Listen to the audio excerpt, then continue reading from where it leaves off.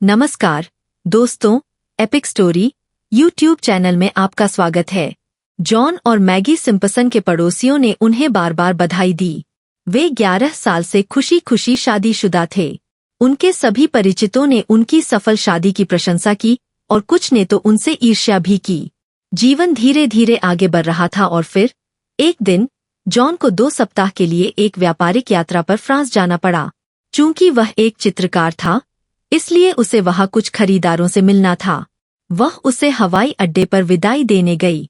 चलो एक तस्वीर लेते हैं। जॉन, मैं इस पल को कैद करना चाहती हूँ। हवाई अड्डे पर क्या इसकी अनुमति है? यह आपकी पहली यूरोप यात्रा है। अब परेशानी मत बनो और वहां खड़े रहो। उसने एक उदासीन फ्रांसीसी महिला से एक तस्वीर क्लिक करने का अनुरोध किया। कुछ सेकंड बाद उसने डिजिटल कैमरे की स्क्रीन पर देखा और भौहें सिकोड़ लीं। ओह, मैं ठीक दिख रही हूँ, लेकिन उस पर्यटक ने तस्वीर में तुम्हारा केवल आधा चेहरा ही क्लिक किया है। उसने इसे देखा और मुस्कुराया। हनी, तुम मेरी बेहतर आधी हो। भले ही मेरा चेहरा तस्वीर में आधा हो, तुम तस्वीर को और बेहतर बनाती हो। मुस्कुराता है। हंसी, गले मिले, चूमे, विदाई, एक आंसू की बूंद। 3 सप्ताह बीत गए। यात्रा से लौटने पर जॉन ने पाया कि घर का माहौल थोड़ा अजीब था।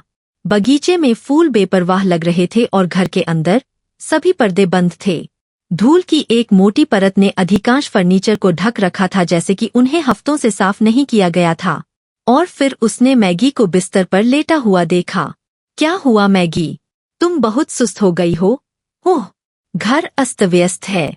उसकी ओर कुछ और कदम बढ़ाते हुए उसने कहा, ओह, तुम बहुत पीली हो गई हो। क्या तुम बीमार हो प्रिय? एक कमजोर आवाज ने उत्तर दिया, तुम आखिरकार आ गई। बेशक मैं आ गई। मैं और कहाँ जाऊं?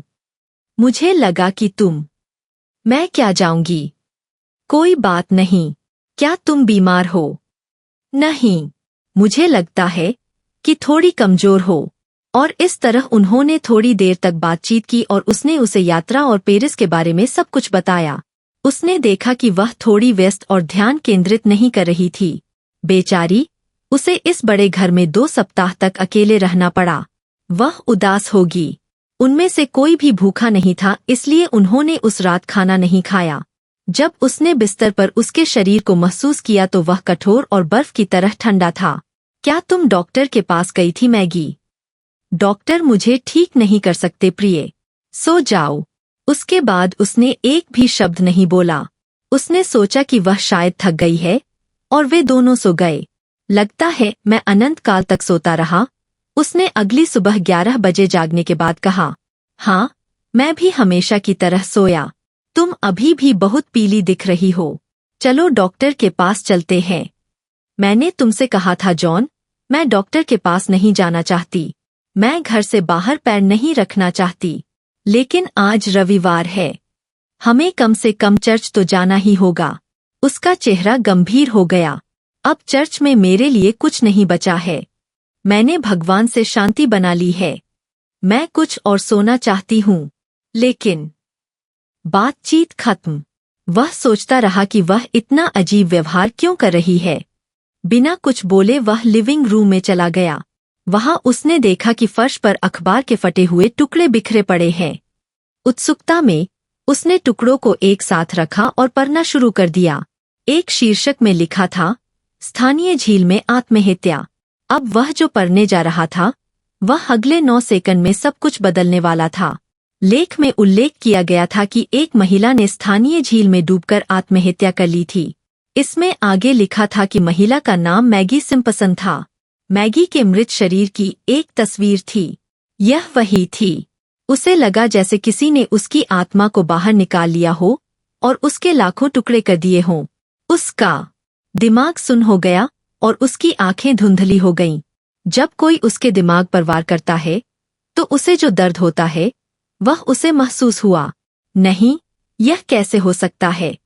क्या मैं सपना देख रही हूँ? आंसुओं से लथपथ वह रसोई के फर्श पर बेजान पड़ा था।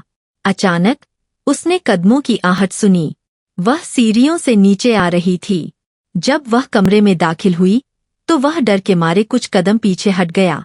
लेकिन क्या यह भूत देखने का डर था या किसी प्रियजन को खोने का डर? जवाब अदृश्य था। उसने फर्श पर एक साथ इकट्ठे हुए अखबार के फटे हुए टुकड़े देखे और उसकी आंखें आंसुओं में डूब गईं। वह उसकी आंखों में देखने से भी डर रहा था। उसने अपने शरीर को एक मेज के नीचे खींच लिया, भय से कांप रहा था। उसने मुश्किल से उसके पैरों को देखने की हिम्मत जुटाई।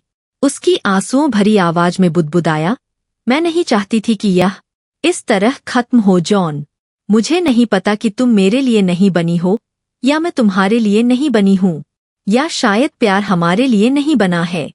पीला चेहरा लिए जॉन ने कांपती आवाज में पूछा, क्या हो रहा है?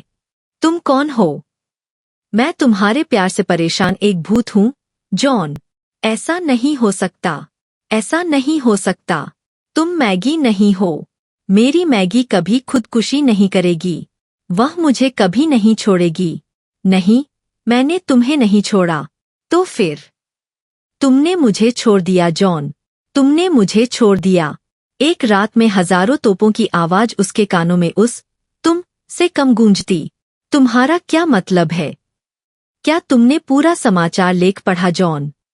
मैंने पहला पैराग्राफ पढ़ा। दूसरा पढ़े।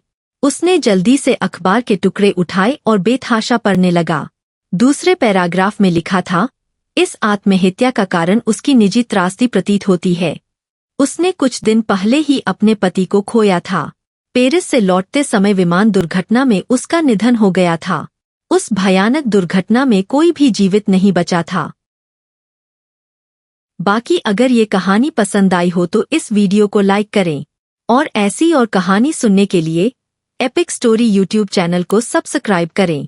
तब तक मिलते हैं हम आपसे ऐसी ही एक और प्रेरणादायक कहानी के साथ अगले दिन। धन्यवाद।